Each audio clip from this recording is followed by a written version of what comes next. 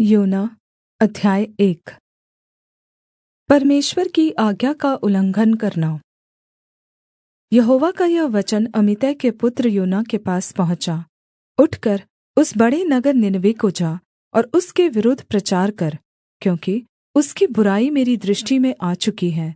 परन्तु योना यहोवा के सम्मुख से तर्शीश को भाग जाने के लिए उठा और याफा नगर को जाकर तर्शीश जानेवाला एक जहाज पाया और भाड़ा देकर उस पर चढ़ गया कि उनके साथ होकर यहोवा के सम्मुख से तर्शीश को चला जाए। तब यहोवा ने समुद्र में एक प्रचण्ड आँधी चलाई और समुद्र में बड़ी आँधी उठी, यहाँ तक कि जहाज टूटने पर था।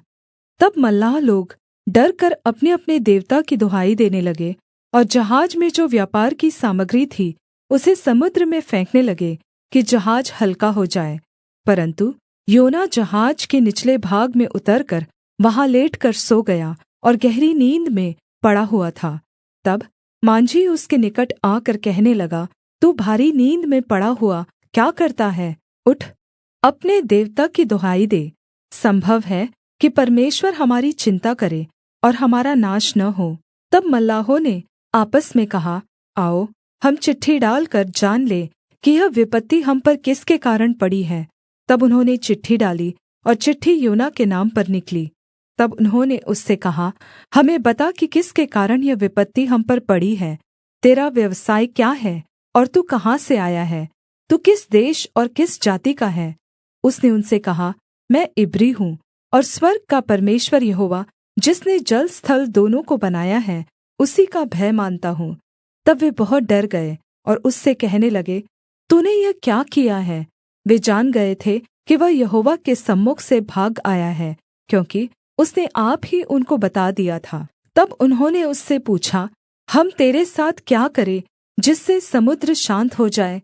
उस समय समुद्र की लहरें बढ़ती ही जाती थी। उसने उनसे कहा, मुझे उठाकर समुद्र में फेंक दो, तब समुद्र शान्त पड़ जाएगा। क्योंकि मैं जानता हूँ कि यह भारी आँधी तुम्हारे ऊपर मेरे ही कारण आई है। तो भी वे बड़े यत्न से खेते रहे कि उसको किनारे पर लगाएँ, परन्तु पहुँच न सके, क्योंकि समुद्र की लहरें उनके विरुद्ध बढ़ती ही जाती थी। तब उन्होंने यहोवा को पुकारकर कहा, हे यहोवा, हम विनती करते हैं कि इस पुरुष के प्राण के बदले हमारा नाश न हो और न हमें निर्दोष की हत्या का दोषी ठहरा, क्योंकि हे यहोवा, जो कुछ तेरी इच्छा थी वही तूने किया है। तब उन्होंने योना को उठाकर समुद्र में फेंक दिया और समुद्र की भयानक लहरें थम गई।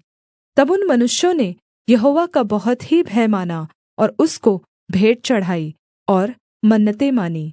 यहोवा ने एक महामच्छ ठहराया था कि योना को निगल ले, और योना उस महामच्छ के पेट में 3 दिन और 3 रात पड़ा रहा। योना अध्याय 2। योना की प्रार्थना।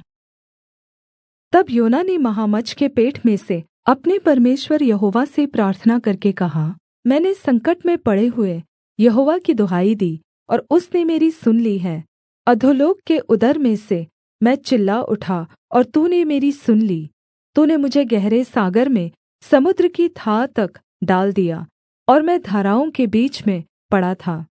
तेरी सब तरंग और लहरें मेरे ऊपर से बह गईं। तब मैंने कहा, मैं तेरे सामने से निकाल दिया गया हूँ, कैसे मैं तेरे पवित्र मंदिर की ओर फिर ताकूँगा? मैं जल से यहाँ तक घिरा हुआ था कि मेरे प्राण निकले जाते थे। गहरा सागर मेरे चारों ओर था और मेरे सिर में सिवार लिपटा हुआ था। मैं पहाड़ों की जड़ तक पहुँच गया था। मैं सदा के लिए भूमि में बन्द हो गया था। तो भी हे मेरे परमेश्वर यहोवा, तूने मेरे प्राणों को गड्ढे में से उठाया है। जब मैं मूर्छा खाने लगा तब मैंने यहोवा को स्मरण किया और मेरी प्रार्थना तेरे पास वरन् तेरे पवित्र मंदिर में पहुँच गई। जो लोग धोखे की व्यर्थ वस्तुओं पर मन लगाते हैं वे अपने करुणा निधान को छोड़ देते हैं। परन्तु मैं ऊँचे शब्द से धन्यवाद करके तुझे बलिदान चढ़ाऊँगा। जो मन्नत मैंने मानी उसको पूरी करूँगा। उद्धार यहोवा ही से होता है। और यहोवा ने महामच्छ को आज्ञा दी और उसने योना को स्थल पर उगल दिया। योना अध्याय 3। आज्ञा का मानना। तब यहोवा का यह वचन दूसरी बार योना के पास पहुँचा, उठकर उस बड़े नगर नीनवे को जा, और जो बात मैं तुझसे कहूँगा उसका उसमें प्रचार कर। तब योना यहोवा के वचन के अनुसार नीनवे को गया। नीनवे एक बहुत बड़ा नगर था, वह 3 दिन की यात्रा का था। और योना ने नगर में प्रवेश करके 1 दिन की यात्रा पूरी की, और यह प्रचार करता गया, अब से 40 दिन के बीतने पर नीनवे उलट दिया जाएगा। तब नीनवे के मनुष्यों ने परमेश्वर के वचन पर विश्वास किया, और उपवास का प्रचार किया गया, और बड़े से लेकर छोटे तक सभी ने टाट ओढ़ा। तब यह समाचार नीनवे के राजा के कान में पहुँचा, और उसने सिंहासन पर से उठ अपना राजकीय ओढ़ना उतारकर टाट ओढ़ लिया, और राख पर बैठ गया। राजा ने अपने प्रधानों से सम्मति लेकर नीनवे में इस आज्ञा का ढिंढोरा पिटवाया, क्या मनुष्य, क्या गाय बैल, क्या भेड़ बकरी या और पशु कोई कुछ भी न खाए। वे न खाए और न पानी पिए। और मनुष्य और पशु दोनों टाट ओढ़े, और वे परमेश्वर की दुहाई चिल्ला चिल्ला कर दे, और अपने कुमार्ग से फिरे, और उस उपद्रव से जो वे करते हैं पश्चाताप करे। संभव है परमेश्वर दया करे और अपनी इच्छा बदल दे, और उसका भड़का हुआ कोप शान्त हो जाए, और हम नाश होने से बच जाएँ। जब परमेश्वर ने उनके कामों को देखा कि वे कुमार्ग से फिर रहे हैं, तब परमेश्वर ने अपनी इच्छा बदल दी, और उनकी जो हानि करने की ठानी थी उसको न किया। योना अध्याय 4। योना का क्रोध और परमेश्वर की दया। यह बात योना को बहुत ही बुरी लगी, और उसका क्रोध भड़का, और उसने यहोवा से यह कहकर प्रार्थना की, हे यहोवा, जब मैं अपने देश में था तब क्या मैं यही बात न कहता था?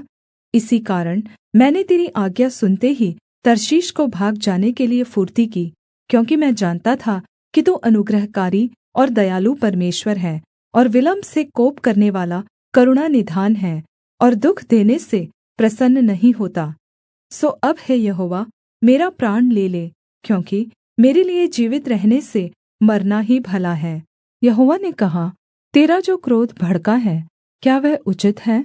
इस पर योना उस नगर से निकलकर उसकी पूरब ओर बैठ गया, और वहाँ एक छप्पर बनाकर उसकी छाया में बैठा हुआ यह देखने लगा कि नगर का क्या होगा। तब यहोवा परमेश्वर ने एक रेड़ का पेड़ उगाकर ऐसा बढ़ाया कि योना के सिर पर छाया हो, जिससे उसका दुःख दूर हो। योना उस रेड़ के पेड़ के कारण बहुत ही आनन्दित हुआ। सवेरे जब पौ फटने लगी, तब परमेश्वर ने एक कीड़े को भेजा, जिसने रेड़ का पेड़ ऐसा काटा कि वह सूख गया। जब सूर्य उगा, तब परमेश्वर ने पुरवाई बहाकर लू चलाई, और धूप योना के सिर पर ऐसे लगी कि वह मूर्छा खाने लगा, और उसने यह कहकर मृत्यु माँगी, मेरे लिए जीवित रहने से मरना ही अच्छा है। परमेश्वर ने योना से कहा, तेरा क्रोध जो रेड़ के पेड़ के कारण भड़का है, क्या वह उचित है? उसने कहा, हाँ, मेरा जो क्रोध भड़का है वह अच्छा ही है, वरन् क्रोध के मारे मरना भी अच्छा होता। तब यहोवा ने कहा, जिस रेड़ के पेड़ के लिए तूने कुछ परिश्रम नहीं किया न उसको बढ़ाया, जो एक ही रात में हुआ और एक ही रात में नाश भी हुआ, उस पर तूने तरस खाई है। फिर यह बड़ा नगर नीनवे, जिसमें 1,20,000 से अधिक मनुष्य हैं, जो अपने दाएं बाएं हाथों का भेद नहीं पहचानते, और बहुत घरेलू पशु भी उसमें रहते हैं, तो क्या मैं उस पर तरस न खाऊँ?